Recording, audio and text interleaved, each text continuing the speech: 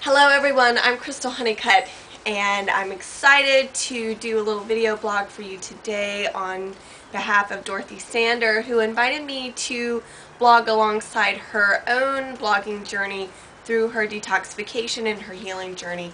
It is my honor and privilege to walk this path with her. Healing is a courageous act. Healing incorporates calling back your power, demanding better things for yourself, and also having faith that it can happen for you. So I applaud you, Dorothy, for blogging your way through this journey. We've all gotten a good laugh with the detox drink that she was utilizing, her ups and downs with her energy and even her emotional and mental state. Detoxification is a very, very powerful tool. It's a buzzword from anything from brain fog to weight loss to pain management, and detoxification is very much misunderstood in my opinion. I utilize it in many different ways in the clinic, but I always feel that it is important to let everyone know who's undertaking a good detoxification that yes, you're going to change at the physical level, but you're also going to be detoxing at the mental level, at the heart level, and even the spiritual level, which particularly if there's an emotional root to your illness pattern, which for most people there are, this means those skeletons in your closet are going to come out, and they're going to be in your face, and they can be potentially hard to deal with, especially if you're not looking for them to present themselves and you don't have a support system to help you through them. But this is a vital part of the healing process. When we have traumas, when we have beliefs that are not serving us anymore, they can and most likely will manifest as a physical ailment of some sort or another. And so detoxification cuts through the crud at the physical level, but it also cuts through the crud at the mental level. It cuts through the things that are stopping the energy from flowing through your heart, or your heart chakra. And little by little, if done right, and if you persevere through the detox, all of that will begin to fall away. And a newness of perspective, perhaps even a grieving time, a cathartic release moment, maybe anger's in your face, especially if we're moving that liver energy, the liver chi, and also the physical liver. If we get that going, I expect to see anger. I expect to see grief. I expect to see some depression, perhaps even old wounds will resurface through a good detoxification process. And I want you to know that this really is, in my opinion, a vital part of healing. And it is appropriate and probably the best thing for you if you are able to get to that level. So what exactly does that mean? It means it is completely individual for everybody. And if you are wondering whether or not you might have some old belief systems or emotions that are hindering your healing process, I'm going to encourage you to take a few minutes where it's quiet, where you will not be interrupted. Do some deep breathing. Deep breathing is such a crucial thing for us, and I'm guilty of not doing enough of it as well.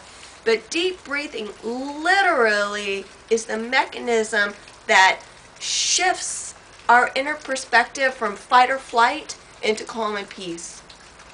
I like for everybody to take a few minutes at a stop sign, a stoplight, and do some deep breathing. But in this case, taking a moment by yourself, doing some deep breathing to calm yourself, to center yourself, and then allow your imagination to open. Ask yourself, body, and especially if you have a place that's already hurting or injured or illness, say, what is it that you want to tell me? And then allow the voice of that part of you say what it wants to say. These are not always things that you want to hear. A lot of times people will hear their body say, I'm so angry at you, you neglect me, or I'm scared. or you don't support me, or I'm worried.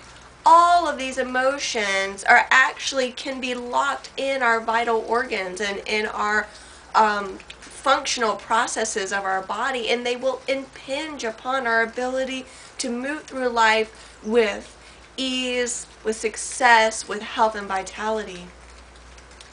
The mindfulness aspect of just allowing this voice to bubble up from inside of you begins already the releasing, the forgiveness. Self-forgiveness is a huge, huge aspect of being able to overcome chronic health.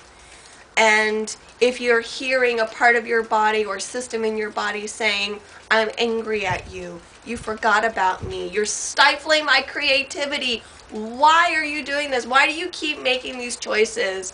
Why do you keep putting yourself in these situations that you know is not right for you? Then listen to that. Don't judge yourself. Don't judge that voice, but listen.